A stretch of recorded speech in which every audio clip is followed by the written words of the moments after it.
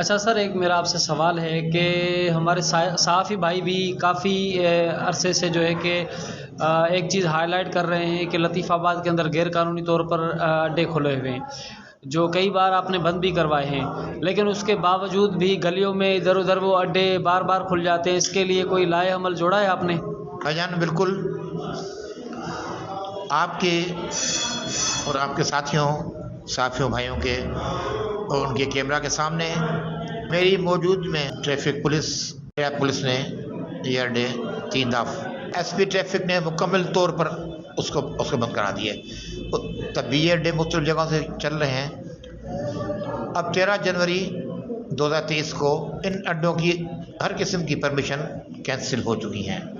صرف ایک پرمیشن جو اسلم جسوالی صاحب کی ہے، جو head of department secretary transport master department کی آفس سے اپیل میں بحال کرا کے آیا۔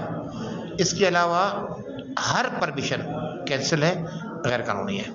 جہاں تک پالیسی آپ نے کہی تو میں deputy commissioner Hyderabad, chairman secretary, chairman D R T A Hyderabad اور member D R T Hyderabad board جناب S S P Amjad Sheikh صاحب کو ایک کل لیٹر بھیج رہا ہوں۔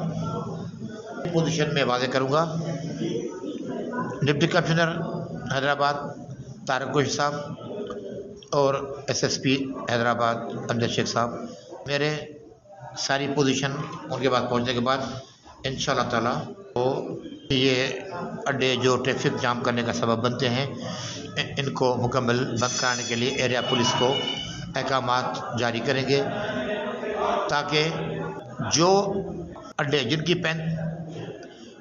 کی پرمیشن کینسل ہو چکی ہے ان کو الاؤ نہیں کیا جائے۔ یہاں پر ایکچوئل پرابلم یہ ہے کہ رش کی وجہ سے نہ بچے اسکول ٹائم پہ پہنچ سکتے ہیں اور نہ ہی مریض ٹائم پہ ہاسپٹل پہنچ سکتا ہے۔ یہ چیز اگنور نہیں کی جا سکتی۔